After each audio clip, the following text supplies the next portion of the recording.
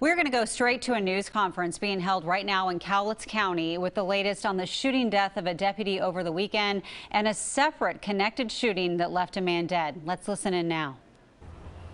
Oh, we're being told that they are not there yet. We are going to get to that as soon as it happens. We do have some crews there on the scene, and I think we are going to go to one of those crews right now. We do have our team coverage starting with Emily Burris this afternoon. She is live at the Cowlitz County Hall of Justice in Kelso. Good afternoon, Emily. Hey, good afternoon, Jenny. Yeah, we are waiting to hear from investigators here in just a couple of minutes. Some updates in this shooting and homicide investigation, the homicide investigation of Cowlitz County Sheriff's Deputy Justitn DeRosier. To catch you up from this weekend, he was shot and killed on Saturday. There's been a very active 24 hours of developments here. This press conference is about to get underway, so we're going to listen in. Here we go. Well, good afternoon. Appreciate you all coming. I'm Sheriff Brad Thurman from the Cowlitz County Sheriff's Office. The outpouring of support and compassion for Deputy Justitn DeRosier's family, the Sheriff's Office, and our local law enforcement community is overwhelming. We've heard from citizens, law enforcement, and elected officials from across the country expressing their condolences.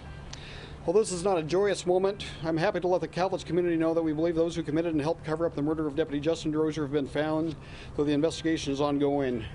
We greatly appreciate the Clark Major Crimes Team, as well as the SWAT teams, for their dedication and resolve in bringing this to a resolution. It's a big relief for us all last night when we saw a lot of the vehicles leaving the command post heading home. It'd been a long, about over a 36-hour process, and we're just glad that we're able to let the community know that the danger is over and people are going to be brought to justice for this.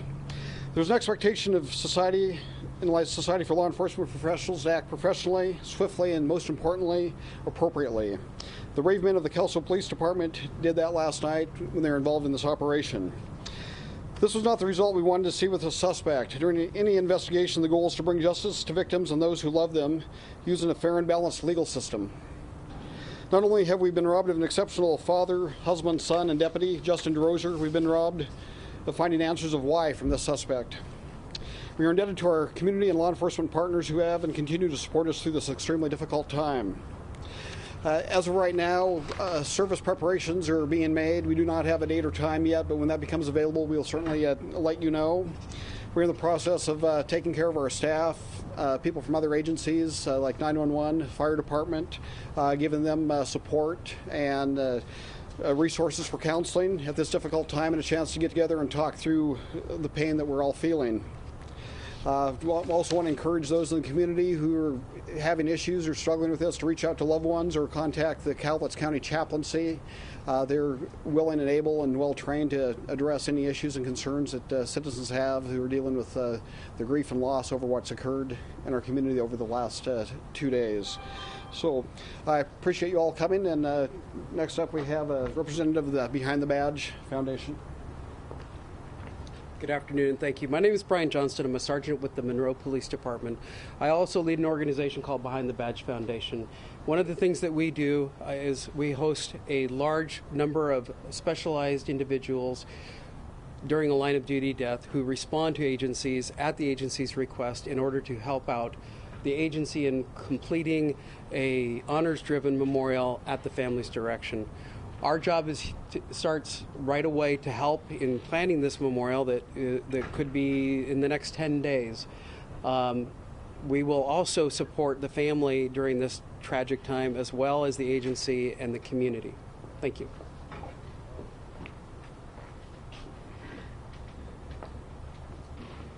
Good afternoon. My name is Andrew Hamilton. I'm the chief of the Kelso Police Department. I'm here to talk to you about the Kelso Police Department's response to this. As we both know, yesterday about 7:05 p.m., 2 officers from the Kelso Police Department responded to a suspicious subject call.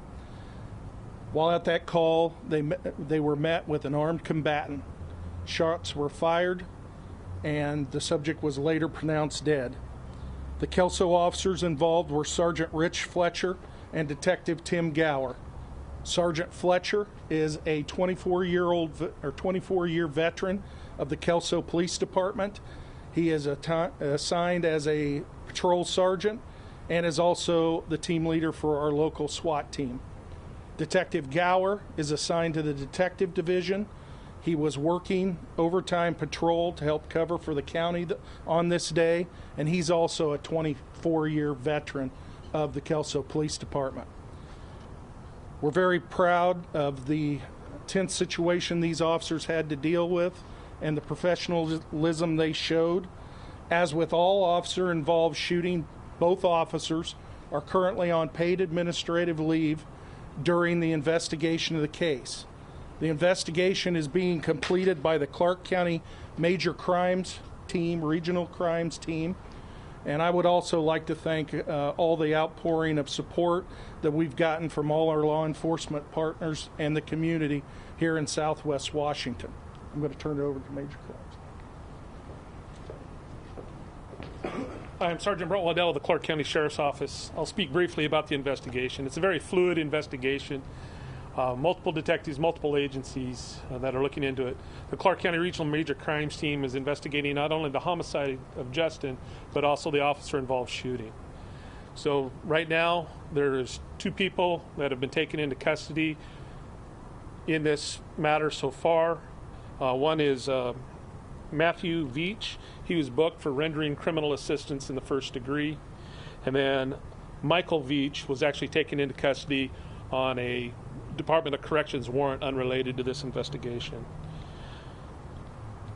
Most of the players at this point in time have been identified, and the investigation continues into their involvement. That's all I have right now. Can you say who is the main suspect? Who is the person shot? Well, we have been listening to officials in Cowlitz County talk about a deputy's death over the weekend and their investigation into not only that, but into a separate shooting in Kelso that left a person dead. Of course, we're going to continue to follow this throughout the day and have more at 4. Meantime, the